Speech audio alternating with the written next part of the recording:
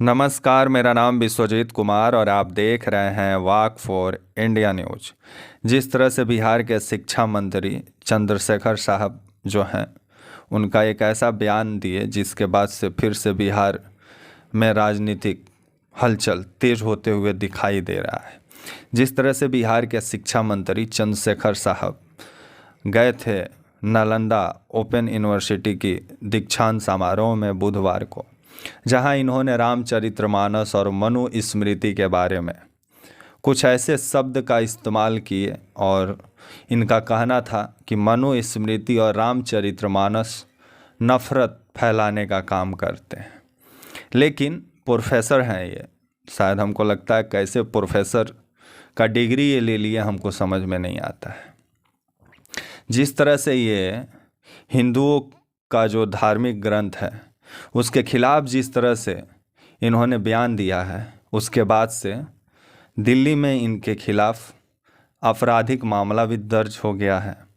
एक विनीत जिंदल हैं, दिल्ली में वकील हैं, उन्होंने इनके ऊपर आपराधिक मामला दर्ज करवाया है।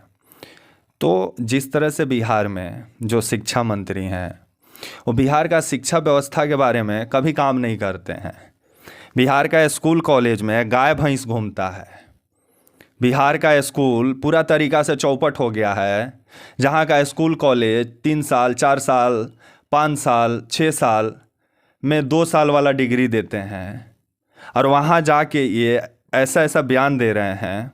इससे तो अंदाज़ा लगाया जा सकता है, क्योंकि ये लोग जाति धर्म मजहब का ही राजनीति करके सत्ता में बना रहना चाहते हैं ये लोग, क्योंकि जनता के लिए कुछ करने के लिए मेहनत करना पड़ता है।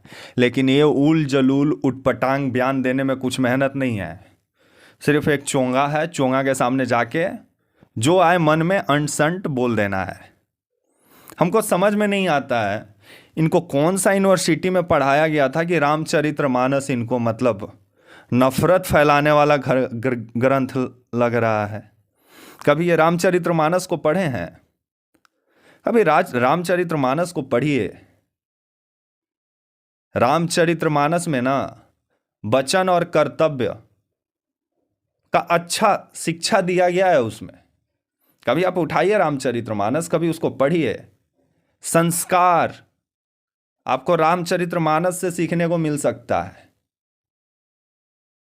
भक्ति क्या होता है, किसी के प्रति कैसा भावना रखना चाहिए, वो आपको रामचरितमानस से सीखने को मिल सकता है। लेकिन आप लोग नफ़रत की राजनीति हमारे देश में तो अभी चरम सीमा पे पहुंचा हुआ है।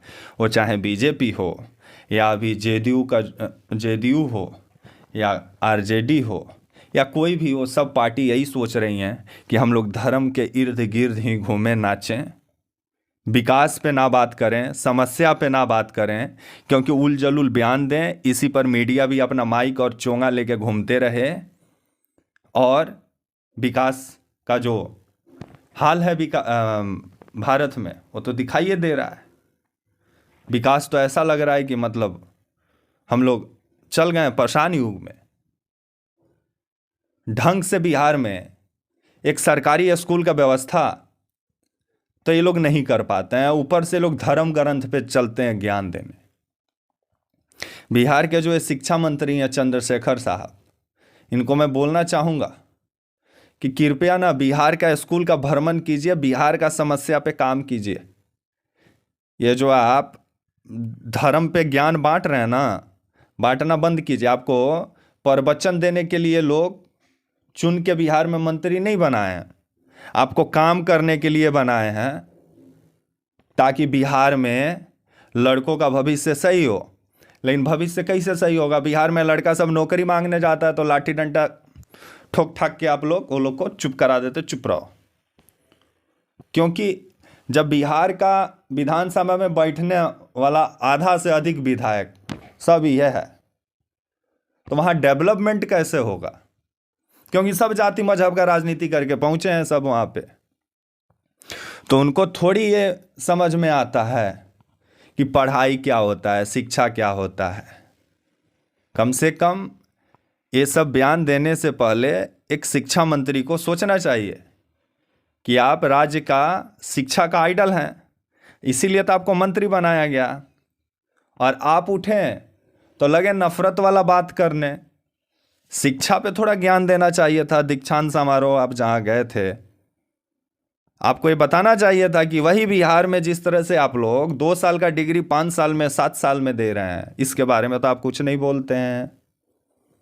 जो बिहार में लड़के आज एग्जाम दे दे के पेपर लीक के समस्या से वो लोग परेशान हैं, और जब वो प्रदर्शन करने जाते हैं तो बिहार पुलिस लबदा लेके तो खड़ा ही है रोड पे। बस पीट पाट के बराबर कर दो। क्योंकि हमारे देश में पुलिस का निर्माण इसीलिए हुआ था क्योंकि अंग्रेजों का टाइम का बनाया गया पुलिस है। इसमें कभी भी ये जो भारत के नेता हैं ना, कभी भी बदलाव नहीं कर सकते हैं। कभी पुलिस रिफॉर्म हमारे देश में नहीं हो सकता है, क्योंकि अगर जिस दिन पुलिस रिफॉर्म हो गया ना तो हमारे देश में नेता बहुत कम बनेंगे। क्योंकि पुलिस रिफॉर्म ये लोग इसलिए नहीं करते हैं क्योंकि पुलिस ही तो है इन लोग के पास, जिसके माध्यम से बस किसी को टंगवा लो, किसी को रात में उठवा लो और थाना में बुलवा के दम भर ठुकवा दो। भारत में जितना पुलिस कस्टडी में मौत होता है, इस पर एक बार सर्वे कराना चाहिए भारत सरकार को, लेकिन करा ही नहीं सकता है ना। पुलिस रिफॉर्म भारत में कभी हो ही नहीं सकता है। अब बिहार का जो समस्या है कि लड़का सब नौकरी मांग रहा है तो बदले में लबदा मिल रहा है, डंडा मिल रहा है पुलिस के तरफ से। यही तेजस्वी यादव थे, कंकर बाग में जाके माइक लेकर बोलते थे हम बैठते बैठते एक के साइन में सबका भविष्य संवार देने वाले थे। लेकिन अब लग रहा है कि 2024 में लोग अपना भविष्य संवारने में लगे हुए हैं। बिहार का लड़का को कौन पूछता है।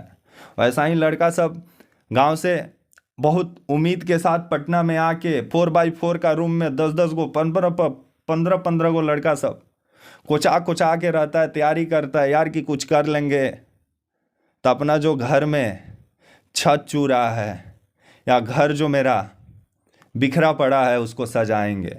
लेकिन ये लोग मौका दे तब न सजाने का, ये लोग अपना घर सजाएंगे, अपना सत्ता सजाएंगे। बिहार का लड़कों का घर कब सजेगा हमको समझ में नहीं आ रहा है, क्योंकि जिस तरह से बिहार में अब राजनीति शुरू हो रहा है, अब जाति जनगणना बिहार में शुरू है, जिसके द्वारा अब बिहार में ये पता लगाया जाएगा कि किस जाति का कितना संख्या है। उसके हिसाब से अब हिस्सेदारी बिहार में मिलेगा, या नीतीश कुमार का कहना है कि इससे आर्थिक जो लोगों का स्थिति है ये भी मालूम चलेगा। लेकिन देखा जाए आखिर जाति जनगणना जो हो रहा है उसका परिणाम क्या निकलता है। लेकिन बिहार में जिस तरह से नीतीश कुमार जी के शासनकाल में और कुछ हुआ चाहे नहीं हुआ, लेकिन लेबर क्लास का तमगा बिहार को जरूर नीतीश कुमार जी देने का काम किए हैं। क्योंकि बिहार जो गुजरात है, डबल इंजन का सरकार बोला जाता था एक टाइम पे कि 2 इंजन वाला सरकार है। जब मोदी जी जाते थे ना, आजकल तो मोदी जी बोलते ही नहीं है, तो जब ये गलबहियाँ करके नीतीश कुमार जी मोदी जी के साथ सरकार चला रहे थे तो उस समय बोलते थे मोदी जी डबल इंजन का सरकार। सही में है, जितना प्लांट है, जितना कंपनी है, जितना फैक्ट्री है, सब गुजरात। अब बिहारी रोजगार के तलाश में गुजरात, तो आप समझ ही सकते हैं कि गुजरात को बना दिया गया इंडस्ट्रियल इलाका। अब बिहार को नीतीश कुमार जी बोले कि छोड़ो ना, यहाँ मजदूरें बना देते हैं, क्योंकि मोदी जी को मजदूर का ज़रूरत पड़ेगा तो हमारा बिहार से मजदूर सब जाएगा। क्योंकि जो बिहार में टैलेंट का अंबार लगा पड़ा हो, बस वहाँ सही गाइडलाइन, सही नेता हो और वो नेता बिहार के लिए कुछ करना चाहे तब कुछ हो सकता है। नहीं तो आजकल का जो नेता लोग हैं बिहार में कि नौकरी मांगने जाओ विधानसभा के बाहर, अगर वो सब धरना प्रदर्शन करने जाता है या मुख्यमंत्री का आवास को घेराव करने जाता है तो वहाँ बस लबदा लेकर पुलिस खड़ा है, जाओ बस दाएं धुएं, मिल जाता है 2-4 डंडा, फिर ये लोग बेचारे सब आ जाते हैं, करे तो करे क्या। तो इसके लिए बिहार में नौजवानों को सोचना होगा। आप लोग चाहें तो बिहार में परिवर्तन आ सकता है। इसके लिए आपको जयप्रकाश नारायण जी जैसा एक मूवमेंट बिहार में छेड़ना होगा, तब ये नेताओं को समझ में आएगा। नहीं तो ये लोग जिस तरह से आप लोग के साथ गद्दारी कर रहे हैं ना, आने दीजिए ना। अब विपक्ष में बीजेपी बैठी है तो वो अब वादा करेगी कि अरे मेरा सत्ता आएगा तो हम आपका भविष्य एकदम चांद पे पहुंचा देंगे, लेकिन फिर वही होगा। तो इसलिए युवाओं को सोचना पड़ेगा। और जिस तरह से रामचरितमानस पे ज्ञान दिए शिक्षा मंत्री जी, तो इन्हें भी सोचना चाहिए कि थोड़ा उल जलुल बयान देने से बचें। कोई भी धर्म ग्रंथ नफरत नहीं सिखाता है, प्यार और भाईचारा का भावना दिल में जगाता है। और कभी रामचरितमानस पढ़ी है? नहीं है तो बोलिएगा। हमारे घर में बड़ी धार्मिक किताब हमारे घर में भरा पड़ा है। मेरे जो बाबा थे आज नहीं है, वो अगर रहते ना तो आपको उनसे हम ज्ञान दिलवाने का काम करते वीडियो के माध्यम से। लेकिन कम से कम आप अपने आप को थोड़ा समझिए, आप हैं क्या? आप एक शिक्षा मंत्री हैं। आप जो बयान देंगे उसका प्रभाव बिहार के लोगों पे क्या पड़ेगा? पर बिहार के लड़कों को सोचना होगा। और बिहार में ये लोग जो जाति पात की राजनीति कर रहे हैं, इन लोग को सबक सिखाना होगा बिहार के लड़कों को अपने मतदान के माध्यम से। लोकतंत्र में सबसे बड़ी अगर आपके पास कोई ताकत है तो वह है मतदान। तो उसका जब भी इस्तेमाल करें तो सोच समझ के करें। उस समय जाति पात का विचार मन में मत रखें। जिस दिन आप डेवलपमेंट पे वोट देने लगेंगे उस दिन नेता भी मजबूर हो जाएंगे जात पात और मजहब और धर्म की राजनीति छोड़कर विकास की राजनीति करने पर। इसलिए बिहार के लोगों को सोचना होगा कि वो जाति पात की राजनीति का समर्थन करेंगे या जो नेता उनका विकास करेगा उसको वोट देंगे। तब तक के लिए आप मुझको इजाज़त दीजिए और आप हमारे channel walk for India news को प्लीज़ ज़्यादा से ज़्यादा लाइक और सब्सक्राइब और शेयर करें ताकि मेरा मनोबल ऊंचा रहे और आप लोगों के लिए इसी तरह मैं सरकार से सवाल करता रहूं और सरकार की कमियों को आपके समक्ष हमेशा रखता रहूं।